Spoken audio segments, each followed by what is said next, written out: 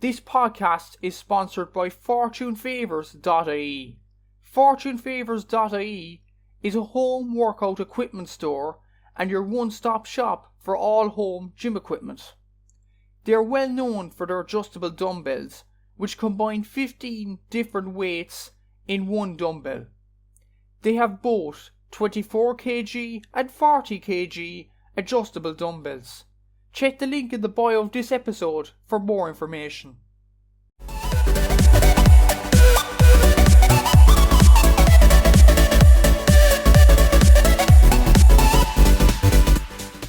So, welcome back to the podcast. I'm here with fanatic Conor McKenna, just to talk about the weekend's Allianz League action, which should be an action-packed weekend indeed. First of all, Conor, how have you been over the last few days? There's a lot of GA on between club, college, and of course inter-counties back for the last 3 or 4 weeks or so. Yeah, we're certainly getting our fair share for any of the fans who probably would have missed this time last year. There was nothing until about May, from about December, so you had 5-6 months of a barren spell. So I think we're certainly compensating this year now with all the matches on between the preseason's over, but between the Fitzgibbon and Sigerson Cup and the National League. So yeah, it's a good time to be a fan, alright.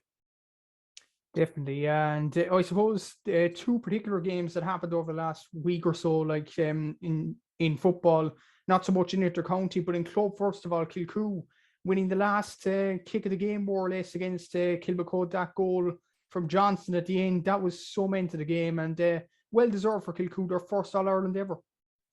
Yeah, well, it seems to be a bit of a team lately, I suppose. Late goals winning matches. I was just watching the Fitzgibbon Cup there, was the same, and I suppose the two matches at the weekend in the inter-county was very, very similar. In the club final, even were very, very similar type of games, I suppose. In some ways, where a team who hadn't won a competition before were probably behind for most of the game and stole at the death. But I think in the case of Kilcoo, I'd say Kilmacud will probably definitely feel they were the better team. There was a very, very soft goal, but Kilcoo got in the first half. Kilmacud won that one back, and then towards the end of the game, Kilmacud the game looks home and holes and they had a few chances. But Kilcoo, to their credit, I suppose, was probably a defining factor of the year. They had extra time 4 times in between Down, Ulster, and the All Ireland series, and they came up top in all 4 of those occasions. And I suppose they probably would have learned from the 2020 All Ireland final where they lost to Kerry after extra time. So obviously, Kilcoo did take the learnings from that final and brought it through to massive effect this year, because those 4 games really, I think they really, really showed their experience extra time. And I suppose it was probably more the same on Saturday. They didn't panic at all when Kilmacud the game literally looked home and holes. And I suppose Kilcoo, just one more point, they got a few maybe breaks that were a bit unlucky. I think there was 2 points that the referee had initially given that the Hawkeye had overturned, which if that was in a provincial ground, they probably would have got 2 extra points, and Kilcoo like that wouldn't have been an issue. So I suppose they probably felt they didn't get a few small breaks in the day, and maybe then towards the end with the goals, they probably did get a few breaks. So Kilcoo, all in all, would be absolutely thrilled to be the All-Ireland champion, which goes without saying, obviously, And I suppose seeing all the parties as well, like the Kilcoo lads, they know when to party, all right, and it's such a brilliant achievement for the first All-Ireland ever, and hopefully for that club more to come. And another game non-inter-county in football this week, the Sigerson Cup that happened actually yesterday between NUIG and UL. Unfortunately for myself, as a student at UL, we lost to NUIG by 3 points, despite David Clifford's best efforts, a penalty near the end, but NUIG deserved to win in that game. Yeah, I think NUIG were a far better team last night, to be honest with you. I think probably the turning point of the game was Sean Powter going off injured at half time. I think Powter, if my memory serves me correct, a similar enough thing happened in the 2020 Munster final. Was he not playing that day, or was he taken off? But I remember Sean Powter that day against Tipperary was the reason probably Cork probably lost that game, and it was probably a similar enough situation yesterday. And Sean Powter was a very, very good player, and he's been long been considered a star of that team in but I suppose at Cork underage, and then maybe when he was UCC with Sigerson, and then with UL with the Sigerson. But I suppose I just think that that NUIG team, like if they had likes of Tommy Conroy and Sean McCarron last night, they probably would have been in contention for one of the best ever teams in the Sigerson Cup had they those guys available. I think that the probably second best team in the competition, maybe in hindsight, was Ulster University, sorry, the MTU Kerry, who Galway NUIG had beaten in the semi-final. I think that was a very, very strong MTU Kerry team. They absolutely annihilated Maynooth. I think the best team on paper was probably Ulster University. I think that they had some really, really good talent, but then again, they're probably always the best team on paper in that competition, and it's very, very rare that it probably comes to pass in terms of results on the pitch in that Sigerson level. So I do think all in all, NUIG certainly deserved victors last night. They probably should have won the game by a bit more. And I was going to say UL would be disappointed by the performance, but I don't even think that's the right word to use. I just don't think that. Now, having said that, if Stefan Unkeber or Sean Powter had been fully fit, it would have been a different ball game last night. You know, that kind of way. But all I think Galway were probably going to. I would have probably expected them to win before the match, and that's how it came. I suppose big loss for UL. Powter going off. He initially scored a point as well. That was chalked off. I'm not sure actually why. Maybe it went wide at the end, but in fairness, like Powter going off for not only UL but for Cork, that'll be a detrimental loss there. And well done to NUIG for winning it. And UL, their first final in 25 years. Let's not forget that. And hopefully that's a stepping stone for bigger and better things for Declan Broder's men.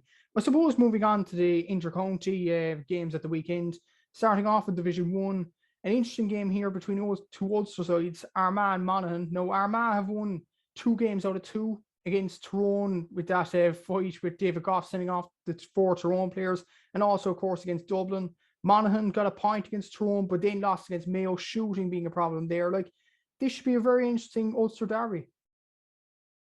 Yeah, well, I suppose if you look at one thing they probably stand out for both of those sides, that they've probably been 2 of the most consistent sides in Ireland over the past 2 or 3 seasons anyway, you know, type of way. Like, both sides have been very, very consistent and have maintained a consistent level of performance. And I suppose if it was probably a league system all the time, they'd be 2 of them be near enough the top, you know. Like, if you're looking at teams that have been maybe remained very consistent over the last few years, like you're probably looking at Monaghan, Armagh, Kerry and Mayo. I'd say those 4 counties especially, maybe I could be leaving out 1 or 2 there, but those 4 are 4 that always produce a relatively good level of performance and are hard to beat. I suppose Derry are starting a bit to be a bit that way, maybe since the COVID, the action resumed in October 2020 or November 2020. Derry have probably been maybe one of those teams you could add to that. But it's those type of teams are probably levels of consistency that we don't see in Armagh and Monaghan are 2 of those teams that are probably good enough to beat anyone on their day, and maybe being good enough to win in All Ireland, maybe push. But I suppose this is a big game. I think Longford in 2004, they had beaten Kerry and beaten Westmeath in the first 2 matches in Division 1, and they ended up getting relegated. Now Armagh, I think, will probably use it as a 4th point, but I think realistically Armagh probably have a lot of aspirations beyond getting relegated, but like, you know, that kind of way. And Monaghan should be the same, really. I was at Monaghan match against Tyrone. They should have won that game. They were probably far the better team, and they missed a lot of chances that were very, very scoreable. Against Mayo last week, they missed it up with 2. Mayo pulled the Lake Ball out of the bag. So Monaghan they won the McKenna Cup as well. So they've actually had a very, very good start to the 2022 season without necessarily having results. But Armagh obviously have had the results along with good performances to matches. So this is a tough game. I'd say if I was a Monaghan supporter, if they lose this game on Saturday, they're very, very much in a relegation battle. Do you know, the type of way after only picking up 1 point in the first 3 matches? So I think this is going to be a bit of a dogfight at the weekend. I probably expect Armagh just to edge it and pick up their 3rd win. Should be very interesting, Toy, all right. And I suppose I've asked this out of other podcast guests in the past, seeing Armagh performing so well to high levels against the likes of Tyrone and Dublin. Do you realistically see Armagh as All Ireland contenders this year? Like, they have the talents, clearly, they have the manager in Kieran McGeady, but do they have, you know, the consistency to keep this run going? Yeah, well, I think they are All Ireland contenders, but I'm going to give a very general, boring answer here. I think there's probably about 10 or 11 All Ireland contenders this year, to be honest. So I think that if you ask me, like, I'm going to probably double that and say Monaghan are very much genuine All Ireland contenders too. So I think any of the teams in Division 1 this year, maybe with the exception, maybe Kildare are probably severe, and I'm going to make it maybe very bold statement, with the exception of Kildare and Dublin. I'd say every team in Division 1 is probably All Ireland contenders at the moment, you know. But like, I suppose, like, I just think Armagh, but yeah, to answer your question, yes, they're very much All Ireland contenders, and I suppose they'd be very disappointed if they didn't give it a really quick track this year. And certainly, I'd say if Armagh didn't win an Ulster Championship this year, they'd be very disappointed.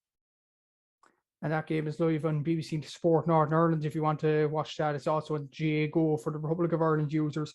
The next game, Division 1, this is a tasty, tasty game. Dublin against Mayo. Remember the last game? Mayo brought that to extra time and won it in the end, finally beating the Dubs. And we're going back to Croke Park again. It's deja vu. Yeah, well, I suppose just first things foremost, this is a huge game for Mayo. I think not that big of a game for Dublin. They're probably expected to go. I think this is a game Mayo have to win. You know, like they're after beating Dublin last year. Dublin seemed to be kind of half in disarray. Really, truly, it's important for Mayo to ascertain the dominance over Dublin, especially after Mayo's relatively promising start to the league. Now, if Mayo do start with the team that was named today, which is probably a bit unlikely, realistically, I think though that it's a weak enough Mayo team to start in the match, in relative terms, but it's a very good bench, and that's where Dublin are weak, is on the bench. So I think this is a huge game for Mayo, and it's probably, I'd say, I'd nearly make a statement, this game is more important for Mayo at the weekend than any other game is for any other team, any of the four divisions. So I think they really have to win this game, beat Dublin in Croke Park, and ascertain their dominance over Dublin, which is only stretched to one match. But I suppose all things considered, Mayo, like last year against Dublin, they probably were the better team in normal time, and then next time they absolutely blew up. You know, so it's a huge match. Dublin don't seem to be going well at all. I was at the match against Kerry and Tralee. They were very, very poor. Kerry won it without getting out of the third gear, realistically, bar one good quarter out of four. And I just think Dublin, like, really, I don't know what the story is like, who they're going to have back this weekend, who they're not, what type of panel, but they really, like, I know Dublin, people would say they've won an awful lot. They're probably the best team ever to play the game, but it's really not. It's a new team now, really. You know, a lot of those lads are gone. The bench isn't anywhere near as strong. A lot of the core lads are gone. Cluxton, obviously, the core leader of that team, is gone. Very much under a cloud. It looks like that's definitely, you know, but all is not rose in Dublin camp. I'd say Mayo would be very, very disappointed if they don't, maybe add further mix up towards the weekend. I think after the Kerry match, it was the first time Dublin had lost 3 matches in a row between league and championship since 2009. I think if they lose this, now I'm not going to go around guessing when the last time they lost 4 matches in a row between those divisions was. And also it'd be interesting to know when the last time Dublin lost 3 matches in a row in Croke Park, and also when the last time they lost 2 matches in a row to Mayo. So I suppose this Dublin team made history for all the right reasons, and I suppose they don't want to start doing the opposite and make history for the not so right reasons. So it'll be going to look forward to. It's a fascinating argument you talk about. It's an important game for Mayo, but for Dublin, like, if they lose this game, they could be in a relegation dogfight, definitely. And when you look at the players coming through, they've been in 220 finals in a row. The likes of Kieran Archer, Larkin O'Dell are coming up through the ranks. They still have some of the experienced players in there as well. Not all of them, but still a few of them are sticky around. But there seems to be kind of a discontent in the camp at the moment. Like Conor O'Callaghan, there's rumours, I don't know is this true though, but there's rumours he's going to play hurling. Like, who would have thought Dublin would fall from grace so rapidly like this? Well, I suppose one very interesting point that I probably took a note of is was when there was 6 teams left in the Sigerson Cup in knockout stage. There was the second night, I think, of the quarterfinals, but there wasn't one of the outfield players was from Dublin. Like DCU normally would have been a nurturing ground for Dublin. There's not one DCU outfielder was from Dublin. I think there was maybe one like off the bench, but normally that would have been like all Dublin. Do you know what type of way?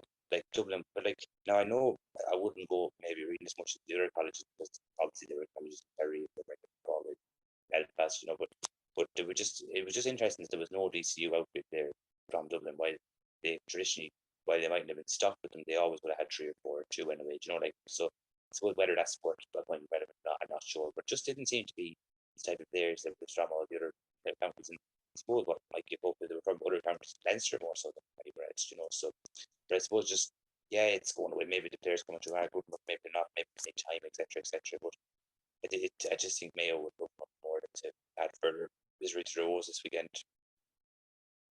And that game is live on RT2 at the weekend. Should be a cracker of a game. Hopefully it'll be living up to the billing like it did last August. I suppose the next game, Kerry and Donegal, it's on in Tralee. This game is also live on TV. It's on TG Car this time. This should be an interesting game. Kerry have won and drew. Donegal have also won and drew coincidentally as well. Like, Kerry should have enough in Tralee, but you never know with Donegal. They could put up a good performance against Kerry. But see, I think a lot will depend on the fitness of Michael Murphy because he went off injured against Kildare, and so it was only goal without stating the obvious. Have been very, very reliable and Murphy a lot of the time over the last maybe probably since 2009 or so. Like so, I think if Murphy's not playing, it's very, very. It's going to be a lot more different than Donegal. I think if Murphy's not playing, they have to go down to Tralee. It's very, very hard to see Donegal getting the result here. You know, and it's probably like Kerry would like to maybe probably didn't feel they played flamboyant football against them. Against in the first 2 rounds, but definitely not against Kildare. Now I think against Kildare there was no midfielders for Kerry. They were all missing. Like I think there was 3 lads with McGill and David Moore now say were 2, and Adrian Barry and what's it? But the lads back for Kerry midfield, and the name escapes me there off the top of my Dermot head. O'Connor, is this, I think? Dermot O'Connor, yeah. The other, but anyway, the Kerry midfield was back against Dublin, and they probably dominated the game in that half. But just to follow up on that, Kerry probably feel they probably home turf would look to put up a flamboyant display and maybe put up a good performance. Now I'd say Jack O'Connor will be obviously saying publicly and privately that lads at 1 or 2 point win will be delighted, but I'd say he'd like to play with style and win with style this weekend. Now I could be wrong, I could be totally wrong there. Donegal, I do think Donegal have a good team. Like they've probably been close knocking on the door the last 5 years without making a breakthrough, but I do think Kerry this one could be too far for Donegal. It's Jack Barry's that Kerry there, isn't it? Down with Dermot O'Connor midfield. I think you got confused. Adrian Spillane and Jack Barry, they're both midfielders for Kerry anyway, so they're the same kind of player. But it's interesting about you talk about Donegal being kind of a one-man team with Michael Murphy. They're very, very reliant on him. But I've been looking at the stats over the last few games. For example, Michael Langan, I'm sure, scored 8 points over the last 2 games. He's one that's definitely stood up. And he stood up in previous years, to be fair to him as well. Paddy McBrearty, I don't know, is Jamie Brennan around, but he might be around later on the summer as well. So there are players in Donegal. I suppose it's the question, can they step up without Murphy in the team? Well, I just think Murphy probably makes them tick. Now, it's probably be disrespectful to the players to say their own man team. It's probably not true, but I think Murphy, the kind of play coach Schumer, seems an awful lot with Donegal. Now, it's only my opinion. Now, having said that, I'm kind of taking for granted that Murphy isn't going to play this weekend. They'll look to be a nasty enough injury against Kildare. They might have felt last year, they rushed him back a small bit, type of way. So I'm only putting 2 and 2 together and saying he's not playing. If Murphy does play in it fully fit, this is a different ball game. And if that's the situation, I think Kerry will do very well to come out with any sort of victory. And I think similar to the championship, if Michael Murphy is fully fit, probably going back to what we were saying earlier, you definitely have Donegal as be a genuine All-Ireland contenders, kind of way. But I just think down in Tralee, Kerry, I like to look at this Kerry team. I think probably definitely the last 2 years since 2020, if not the last 3 years, they've been the most consistent team in Ireland. They probably should have 3 All-Irelands in a row. They have none, that kind of way. They should definitely have 1 All-Ireland in those 3 years, now, but they haven't delivered, like, really on the big day. And I suppose my kind of part in with Kerry is they're very like Man City in the Champions League. You'd say that Kerry, Man City in the Premiership play super football. They blow teams away. They're flamboyant. They look well balanced. They look well coached. When it comes to Champions League, just can't get over the line. And I think it's something similar with this Kerry team. And I think they've won one of their last 11 matches at Croke Park, Kerry, which is a very, very bad record now. So that's hence why I do think it's important for Kerry to not only get to a league final this year, but also to win a league final. Because if they go to, if the league final is in Croke Park, which it usually is, I think winning a national trophy in Croke Park would be huge for the set of Kerry players. It didn't do themselves justice in 2019 against Mayo in the league final. Mayo were a far better team that day. They've won one of their last 11 games, as I mentioned, in Croke Park. And if that does stretch to 1 and 12, it would be a disaster. They've had a few draws and a few matches should have won, but I suppose the bottom line is Kerry's recent record in Croke Park is very bad.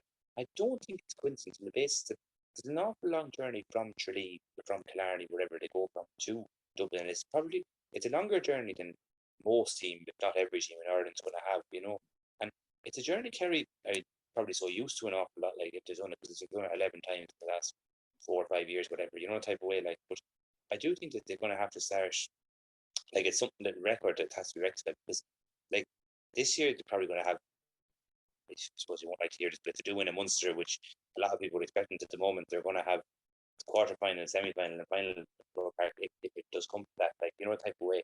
And, like, I suppose next year with the way the group is going to go with the 12 teams, it's probably going to be even more matches there. Like, so Kerry want to get, if it's not a coincidence, which it doesn't seem to be, then Kerry really needs something that they're going to have to rectify very much. But just go back on that, yeah. Donegal, Kerry should be a cracker. Well, I don't know who to be a cracker, but I do think Kerry should win this game on Sunday with despair. Just before we leave the topic on Kerry, like, once Kerry win that All-Ireland, because let's be honest, I think with the young players coming through in Kerry, David Clifford, Dermot O'Connor, all these young players, Sean O'Shea, of course, are still young players. Let's not forget that. Once they eventually win an All-Ireland, do you think they'll go on a run like a 3 in a row or 4 in a row or something like a 5 in a row like Dublin did?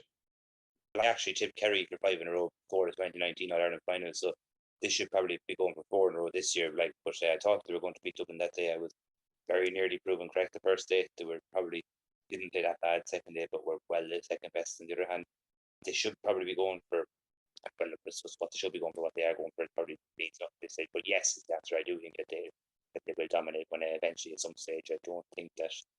Just think out of all the counties in Ireland, is there any county that looks like they're going to be able to mount a threat to Kerry on a consistent basis when they do click? In my opinion, probably not. But I do think there's only a few very small issues. One of them is the recent record in Croke Park, and one of them is closing out games that's probably holding this Kerry team back. And there was an interesting point, a very good writer is Tony Lean on the Irish Examiner. I think he said on one of their football shows that Kerry never recovered from 1982 in terms of seeing out games. And I suppose that I probably thought at the time it's not relevant, but if you look at the recent record in the last 40 years of this, now we could be proven to be 100% right. Do you know that kind of way? Like, because the amount of close games Kerry haven't won, and it even goes back to, I suppose, I remember watching them, and you'll remember this game as well. I think it was 2008. They played Cork in a All-Ireland semi-final, and Cork got 2 goals in the last minute that day, and that was another one. Like, I suppose they played Tyrone a few times, 4 times they lost, and they were all relatively close games. So, well, apart from maybe the one in 2003. So I do think Kerry certainly have an issue with closing out games and recent records. There's 2 things that have gone wrong for Kerry recently. It's been closing out games, and it's been winning in Croke Park. And those 2 things, the 2 of them, the one common thing there is that it's easy to sort both of those things, and they'll have a chance to do that in the. Like, I suppose the Kildare match was this year was another similar story. They played and closed out by the end. Although I do think that in hindsight that could prove to be a good result, because Newbridge was a cauldron that day. It was a hard place to go when it was a banana skin. So yeah, I do think that those 2 things are probably Kerry's 2 big positions at the moment. But I think in terms of football, they have excellent players available to them, good, very good manager at the moment as well. So they have the ingredients to dominate, but they have to win the one All-Ireland first, I suppose. Thank you very much for reminding me of that. That brings back so much good memories. That game against Cork in the 2008. Love to be back in Croke Park, obviously. And let's not forget Dublin 2011, that Kevin McMenamin goal. Kerry didn't close out the game then either. Maybe Tony Lean's making a valid point there, but we'll have to wait and see over the next few months or years or so. And also that game's live in TG Carr. The last game of Division 1 this weekend, it's between Tyrone and Kildare. Kildare have got a point out of the last 2 games, obviously drawing to Kerry, we mentioned already, in Newbridge, losing to Donegal in the last game in Ballybuffet. Tyrone, it's a bit of an indifferent start after losing to Armagh with that fight towards the end, getting the 4 red cards. We don't know what the situation is with the 4. Will they be even playing on Sunday? Like, this is a game really Tyrone should win, but then again, looking at the last few games with Tyrone, and considering they haven't really got out of the top gear yet, Kildare could put it off. Yeah, but I think just first of all, I think John Fogarty tweeted that Tyrone have decided not to pursue the Central Appeals Committee route, so they won't be having those 4 lads available, I think, at the weekend against Kildare. And I suppose the next thing is, it's on paper, is that Tyrone have had a very poor start to the year on paper. Cavan trimmed them in the McKenna Cup. Armagh beat them twice, once in the McKenna Cup, once in the league. They played against Monaghan and drew and were very much second best out.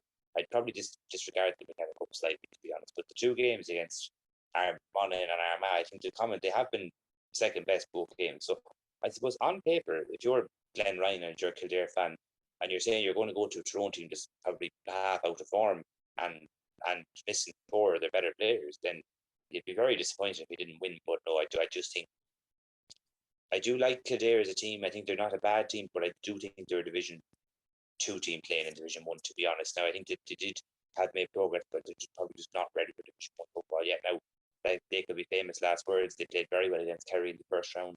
I just thought against Donegal, when Murphy went off, they would have probably mounted a more of a charge at winning the match. Now it's a tough enough place, Omagh, that Tyrone will target this match, as probably Tyrone will feel if they do win this match, they'll be probably putting as well clear of relegation worries. They'll have 3 points with the first 3 matches, and probably on course to not get relegated. So I think Tyrone will have too much for them. But I do think Kildare, if you can't put up a real fight this weekend with Tyrone missing 4 of the best players, you'd be very, very disappointed. Yeah, I suppose with Kildare, a lot of people were just saying they were disregarding and saying they'll go down to Division 2 straight away. But in fairness, they put up that fight against Kerry. They were close enough to Donegal, but Donegal just pulled away at the end. Like, if Kildare managed to win this game, have a bit of belief in themselves, as you mentioned correctly there, Tyrone are missing the 4 lads going into Sunday. This is a big opportunity for Kildare. And if they manage to win this game, they'll have serious aspirations for surviving in Division 1. Well, if Kildare win this game, I suppose the winner of this game is probably going to be Conor is going to look at the last 4 matches very optimistically, while the loser will look at the matches very negatively. And even if Kildare were to get relegated, if they could pull off a win in Omagh away to the All-Ireland champions, along with a draw against Kerry, even if they lost their 4 matches, they'd see those 2 results as very, very good results. You know, that kind of way. So Kildare, it's very big for them in that sense. Even like, I think Kildare probably are the type of county that need to start looking at maybe at performance levels rather than results, because they've got results in the past that have been a blip. Well, sometimes they struggle to put good performances together. And I think one manager Kildare had who probably did put a lot of good performances together was Kieran McGeeney, and he probably was someone who had an eye on a longer term. And I suppose he was very unlucky to be disregarded in 2013. I think a lot of people, those delegates that they had to win, probably voted different ways, you know, at this stage, you know, in hindsight, what happened in the 9 years in. But I suppose this probably is a chance for Kildare with Glenn Ryan and Johnny Doyle and Dermot Early to probably maybe more or less to kind of look at the longer term now and look at performances, look at a few metrics off the field, and maybe because Kildare are not that far off at all levels. They have a few good players coming through always, but I think they probably need to try a different approach, because they probably try to focus too much on having a very good management team, which they have had, and focusing very much on the short term, as opposed to maybe taking a bigger view. And this is probably the time with those local passionate men to kind of to have a look at the longer term now. I suppose, yeah, if they can win this game, I suppose if you look at it in hindsight, if Tyrone win this game, you'll see it's 2 points at home. If Kildare win this game, but I think Tyrone will win. But I'd be very disappointed if Kildare didn't make it very tough for them, especially in the absence of 4 key players. And I suppose if you look at also just one thing on that game is Tyrone have lost 5 lads at the panel last year. So if you've lost 9 players, I think they might have 2 injury outs too. So if you've lost to 10 players from last year's team, Kildare should be able to win the game. The odds would definitely say Tyrone win this game, and it'll be crucial if Tyrone win this game, of course. But just on Kildare for a moment, another question on them. Considering Dublin are so far behind the rest, it seems this year they seem to be in disarray, and Kildare haven't won a Leinster title, let's not forget, since 2000 when Mick O'Dwyer was in charge. It's a long time for Kildare fans. Is this finally the year the Lily Whites can start believing? I think it's probably important not to get carried away with this from a Kildare perspective, and I'd say that's probably maybe again what we were saying. It might have been part of the problem in Kildare over the last years. They probably got a wee bit carried away at times, type of way. But I do think that it's important for Kildare. I suppose, just probably without dodging the question, they're playing Dublin in the 4th round of the league, and that'll tell an awful lot, because especially if Mayo were to beat Dublin, I think Dublin's next match, I think round 4 is actually in Newbridge against Dublin. And if Kildare can't beat the Dublin team that would have been lost 4 matches in a row, then realistically, they're probably not going to beat them in the Stakes Park somewhere, type of way. But that game will tell it all about that. No, and a purely personal opinion, I think they're probably not going to beat Dublin this year. Maybe, well, I suppose last year if they went for it and showed a bit of fight, they could have probably won the game in Croke Park at that point. But just see, we're not sure what the level of Dublin are going on. I probably would have Dublin a lot worse at the moment, Brian, than a lot of other punters would, a lot of other people would, So I suppose it could be hypocritical today if you're going to not rate Dublin that today haven't got a chance, So I suppose at the moment I wouldn't expect it to be Dublin, but we'll know a lot more. Get more top side. That'll give us a better barometer level they're at. We'll also have more engagement. But I'd say, I suppose, just to probably answer the question, if you're a Kildare player, is beating Dublin beyond the right reach possibility this year? No, it's certainly not. I think it's probably the first time since maybe, I suppose you could say since maybe 2012, I think, or maybe 2011. McGeeney's 3rd last year when they lost to Donegal by a point. I'd say it's probably the first time since 2011 where you could probably say there's a genuine chance of looking football. Yeah, Kildare need to be winning Leinster title soon, and of course they could beat Dublin. We'll have to wait and see. Maybe this year's a bit of a stretch, but you'll have to focus on surviving Division 1 first, I suppose, and that game between Tyrone and Kildare is live in TG Carr on Sunday. Moving on to Division 2, and this game is particular interest to myself. Derry play Cork in Owen Beg. Long journey for Cork, and Derry seem to be going excellent at the moment, winning 2 games in a row against Down and Offaly, not the best opponents in Division 2 to face, but still 2 wins out of 2 for Rory Gallagher. Superb achievement from them coming up straight from Division 3. And for Cork, it doesn't seem to be looking rosy in the garden at the moment. Drawing against Clare, which could have been seen as a good enough result, but from what I'm hearing as well, they actually lost a challenge game to a Division 4 side in Wexford by a point. Now, if that's true, it could be a wretched afternoon for Cork. But I do think now Derry are a very good team. Actually, I think they're probably actually one of the most underrated teams. And I suppose I said on radio Kerry last week, I think they're probably going to win the beat Tyrone in the first round of Ulster, So I think Derry are probably a Division 1 team playing in Division 2 really. I think they have a few excellent players. Like they have a few players, like if you look at their team, like the likes of Conor Glass, Shane McGuigan, Kieran McFall, Christy McCaig, they're all some of the best footballers probably in Ireland the other day. Like McCaig did an excellent job on McCreary last year. McFall and Glass were excellent for Washy Grange Glen in the Derry. Jamie Williams, an excellent footballer, super free taker, very good left footer, very good weekend game too. But I suppose you look at those four, and that's not to be leaving out lads, there's more top lads too that won All Ireland minors, Ulster and with Derry. But also, I suppose, Rory Gallagher, they have a top manager, probably one of the best managers in Ireland. Well, so like I think Derry have the ingredients to be a top Division 1 team, and I think that I fully expect them to beat Cork at the weekend. To be honest, not that you like to hear that.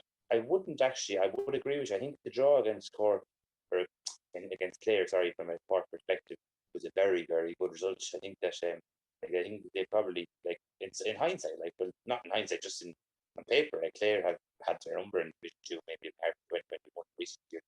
Cork are missing an awful lot of players. I suppose I was very disappointed with Cork in the Roscommon game because Roscommon had nearly half a team like with the same volume that Cork Bears had missed. They beat Cork off the pitch. So I think after that, Cork were very much in the era of relegation. I wouldn't be a bit optimistic for Cork head to home leg this weekend, to be honest. But I will say I don't think they will get relegated. I think they should be able to beat Down, and I think they'll beat Oxford well. So I think Cork, the point against Clare would actually do them a world of good. I think really much you might disagree, but I think anything if they stay up and by the skin of their teeth this year, anything else will be a bonus. No, avoid catching up, get into the time where proper whatever happens against Kerry happens, kind of way. And really and truly, Cork, I'd say, even Keith Rick, and he seems to be fair, like we're saying there. Maybe it's probably he's right, man. Maybe he's looking at the bigger picture, small but again. I do think Cork Ricken will come good eventually. Cork have a bit of potential certainly, but I think this weekend will be too soon for them. Hopefully one of the poor days of Cork football at this. Yeah, I suppose the Bars lads are coming back this week, hopefully, with I think Billy Hennessy, Ian Maguire, and Stephen Sherlock. There could be more as well. So Cork will have them to come in, but as you said rightly, Derry are a superb team and will challenge Cork all the way. And just before we leave this game, it's actually a question on Derry. A lot of people think they'll be dark horse for the All Irelands. Okay, we'll park that topic for the moment there, but the real question is, can Derry win Ulster? I know they're on the same side as like Tyrone and Monaghan. That'll be a tough road to get to an Ulster final even. But with these group of players, with this manager, Rory Gallagher, is this a possible objective that Derry could potentially win Ulster? Most certainly, I think that I'd say the mindset of the Derry players at the moment is that they'd be disappointed if they didn't win Ulster. I don't know that now. I don't know what they're thinking at all. But I think that, like, if I was a Derry player, I'd certainly be very disappointed if we didn't beat Tyrone in the first round this year. I just think that we have all the ingredients to be a top county, that kind of way. I don't see why they'd fear anything with Ulster. I think that maybe the difference probably between Derry and other teams in Ulster, Derry probably they haven't really done it at senior and county level at all lately. But a lot of those lads have done it at underage. They've done it at schools level in the Home Cup, and they've done it with their club. So they are good players. It's one of those things. They're good players who probably haven't delivered at the inter-county level yet. Do you know what I mean? Now the emphasis on the word yet. Do you know the type of way? But they're probably in a similar enough position to maybe where Armagh are in terms of they're both counties that are coming maybe gradually, type of way. But I think Derry are probably, in terms of, to be fair to Kieran McGee, Derry were probably ahead of Armagh in terms of off the field structure before McGee would take over. McGee has kind of transformed that to beat Armagh. But I like Rory Gallagher as a manager. I think they're very good coach. He's probably one of the few Gaelic football managers that has done a very good job in 3 different counties, but Donegal maybe probably didn't go as well as would like in terms of success on the pitch in terms of the Windows Championship. But I think very much the Donegal players would all say that he was a very good coach at the time, especially when he was in with Jim McGuinness. So I'd say I give him the benefit out there, certainly as they won All Ireland with Rory Gallagher as a coach in Donegal. I think he did a very good job with the man with what was probably a limited upset of footballers. Proven it. I think he's done a very good job. Derry at the moment too. So I think Rory Gallagher is a top coach.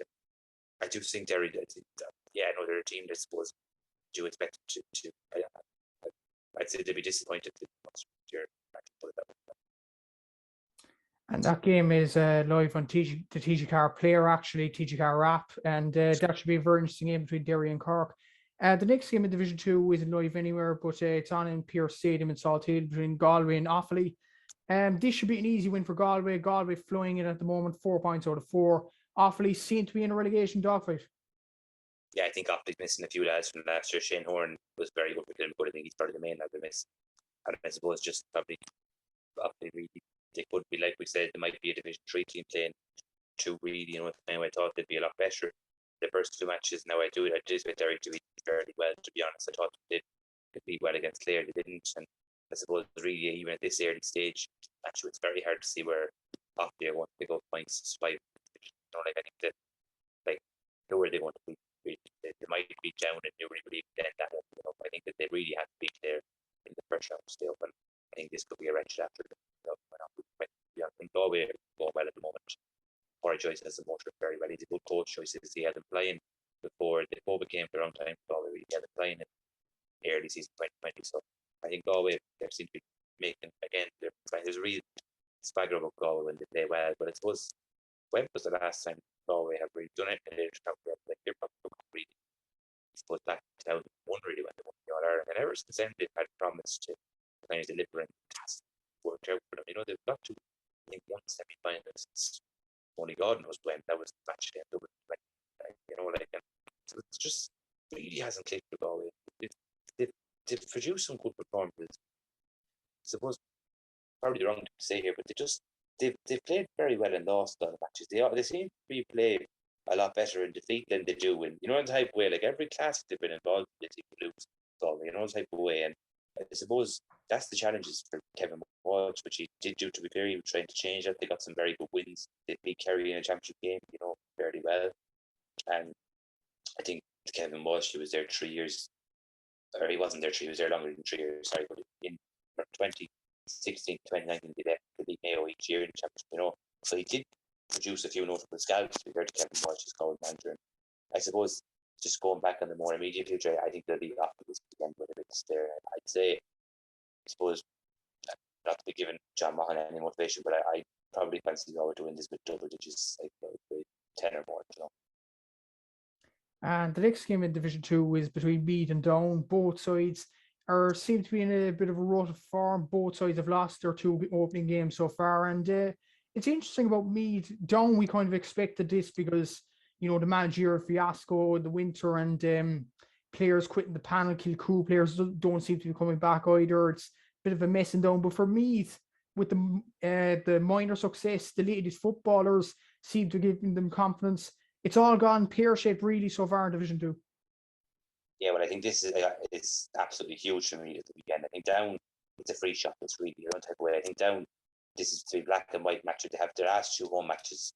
The last 2 matches are home to Offaly and home to Clare. And if they win both those 2 games, they should be okay. And that's really their target. I think they probably, but me, I thought me were probably going in the right place last year. They were very close to beating Dublin last year in hindsight when they entered the semi-final even. And I suppose from a Down perspective, it really, I saw them against Derry, they were very, very poor in the night. And I just thought at the time, really, Down, they looked like a team who were devoid of any confidence. But I suppose the 2 things have happened to Down in the last, really, is the first thing is they've played their 2 hardest matches, I suggest.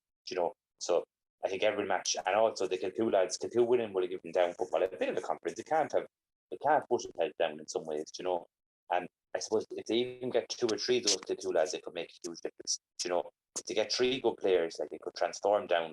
Well, transformers lose term. I don't think it's the 10 for another title this year, but it could give them enough boost to take a beat off Lee. And I suppose if Down did get Clare in the last round, and there was Clare, there'd be a chance Clare would have nothing to play for. But even if Clare had everything to play for, Down would really fancy chances in Newry against Clare. The kind of way. And Down in Newry would probably be hard to beat. They did improve against Galway from the Derry game, I think, to be fair to them.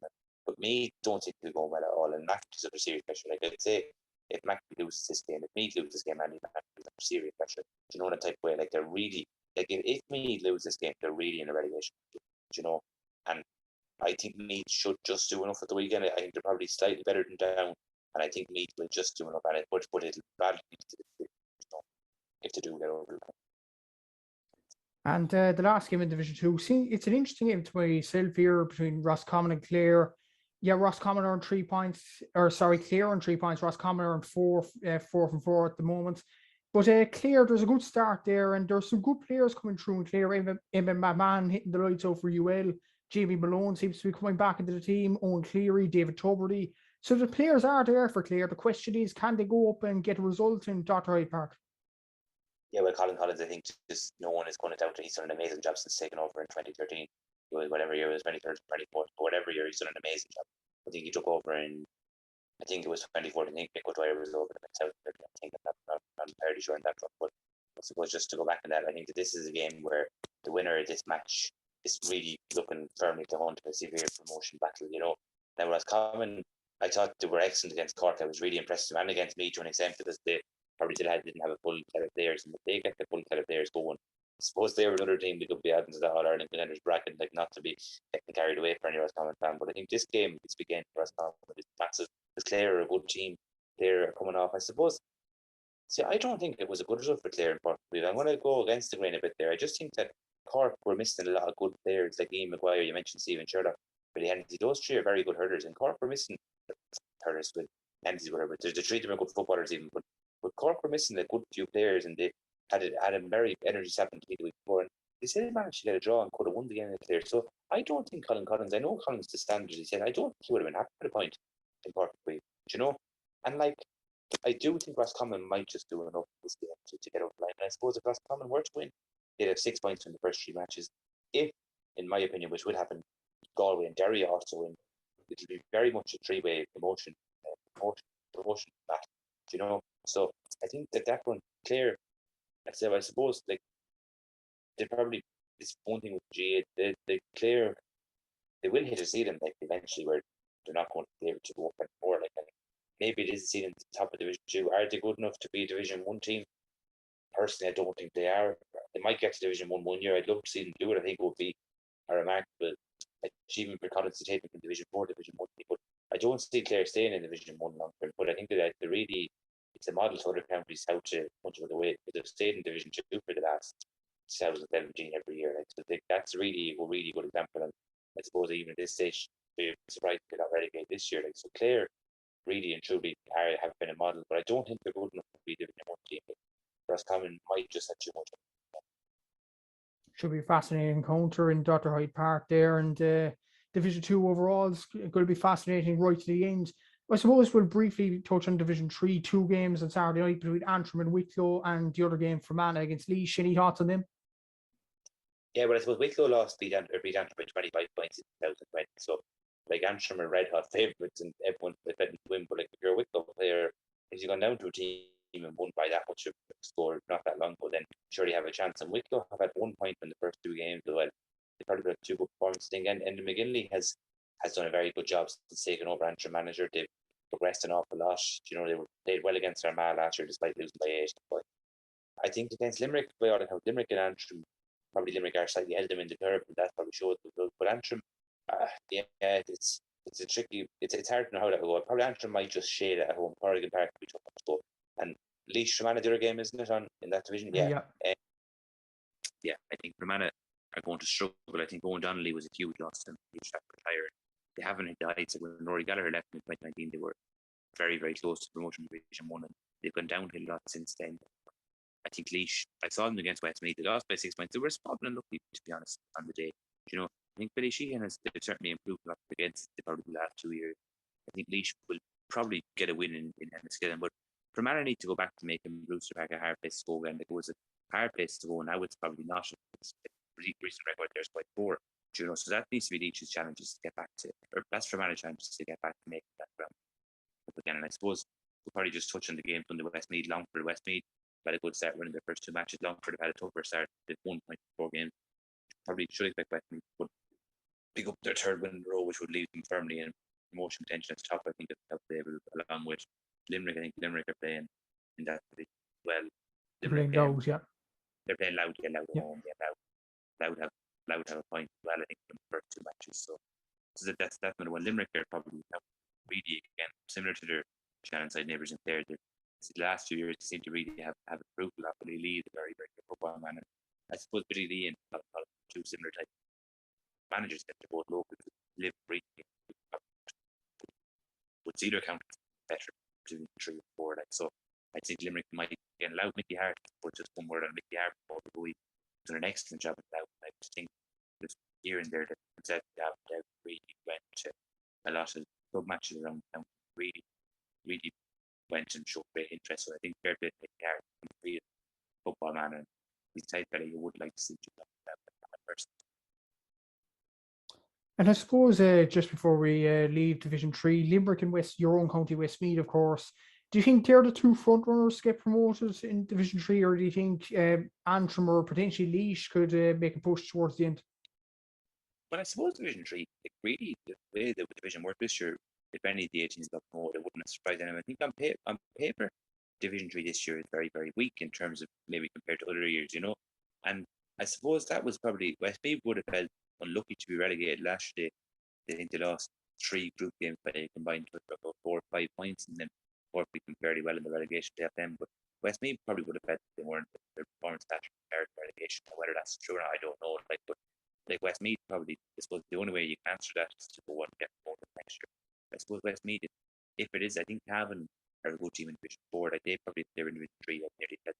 Like, so there's probably a few bounces the ball went this year, and I suppose Division 3 isn't as strong. I'm not going to put out sugarcoat and say they're amazing. It's not a way like that.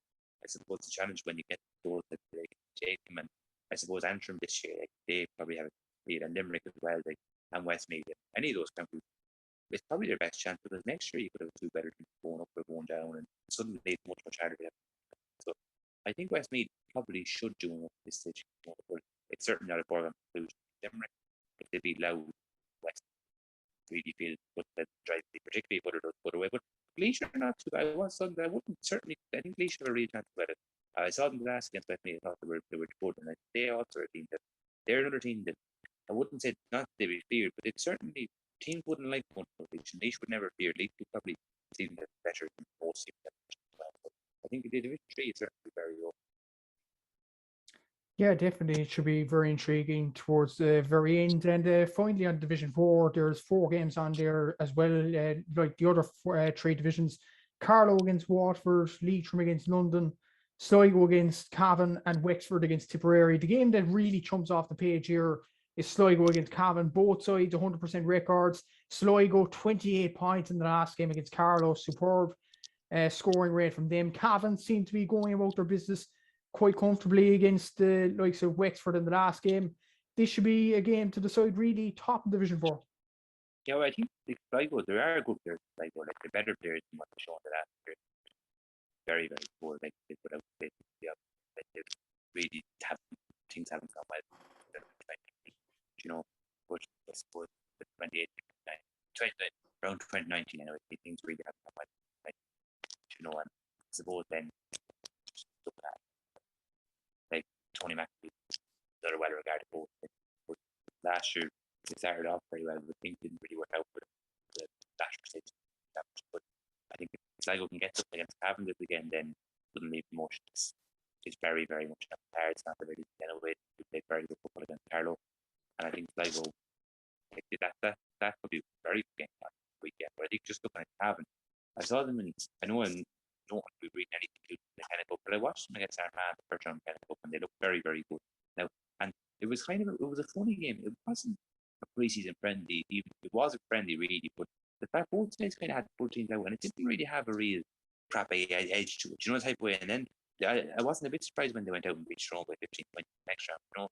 I just thought Cavan, they looked like they meant business this year, and then in the league they put up 2 very good performances at the start. Well, not very good, but 2 good performances, probably similar to when Westmeath were in Division 4 and went down Kerry in 2018, or 2019. You could be probably Cavan are probably without question the best team in Division 1 in recent years. So if they can beat Sligo at the end, they're nearly as good as the most after 3 rounds. Sligo, I think Leitrim and other teams were good. Things went stale. The Kerry Highland did an excellent job at Leitrim at the start. Probably went small bit stale in 2020, but I think that Leitrim, Andy Moore again is very interesting. But Leitrim have like, I think those three, I expect 2 of those 3 teams. So I think Cavan should get go. I think Sligo only should bat out. Sligo might just be your head and might just edge. And just to mention on London as well, before we finish up, like 2 wins out of 2 years without a game. Michael Maher deserves a huge credit there. Yeah, I think Michael Maher is probably done. That's a pretty good job.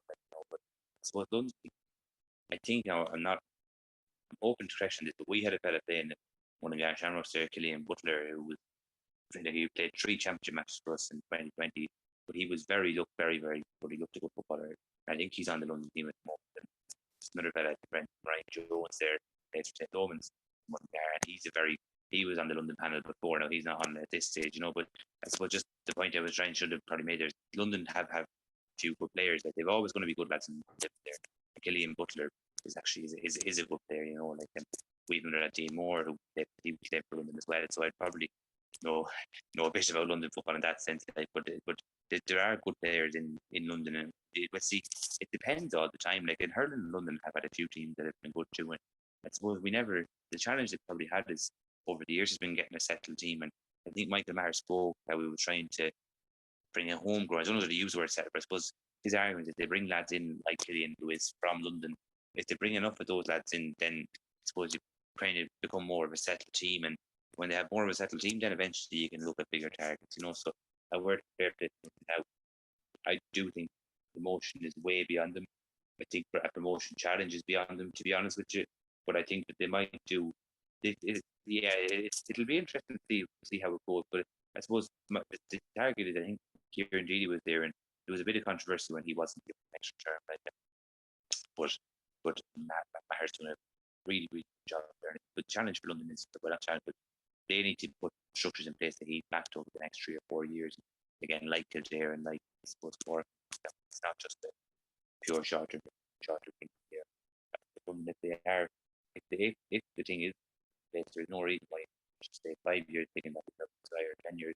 If they could be a Division 3 team, maybe over at the end of the year.